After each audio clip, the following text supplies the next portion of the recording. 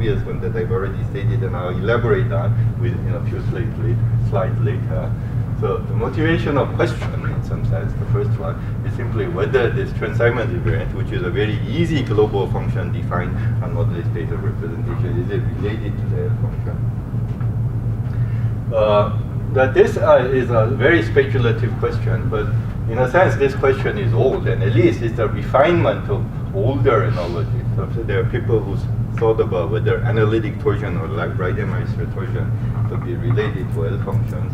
And Chern-Simons invariance for three manifolds actually is related to Reidemeister torsion when you do this perturbative expansion of Chern-Simons invariance over classical around the classical solution. You get Reidemeister torsion showing up, I guess maybe in the second term of the perturbative expansion or something. So in a sense, this thing here should be, this relation, if it exists, should be a refinement of older analogies that were already discussed by people.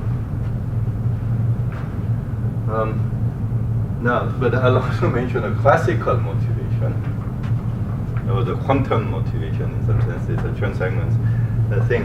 When you quantize, maybe it's related to an L function, so that's what that was the quantum nature of the previous motivation.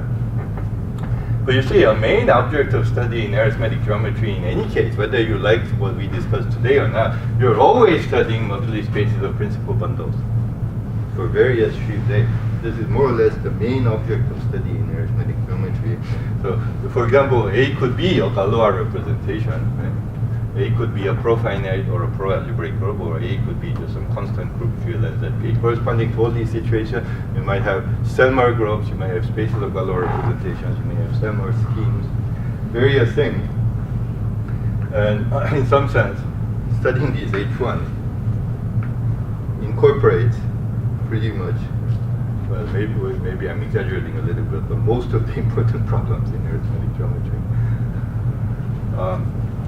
Now, we do, meanwhile, from any point of view, when we study global H1s, we try to make use of these local H1s and the localization map from global to local.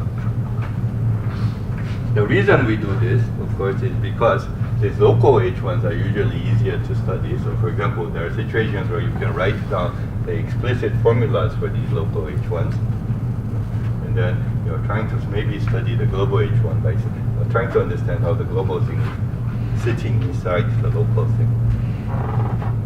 The problem of describing the image of this localization map is the problem of finding reciprocity laws in a suitable sense. I think in some sense that perspective is well known, but I'm not going to elaborate on that too much right now, but at least I hope it's clear that this problem of describing the global moduli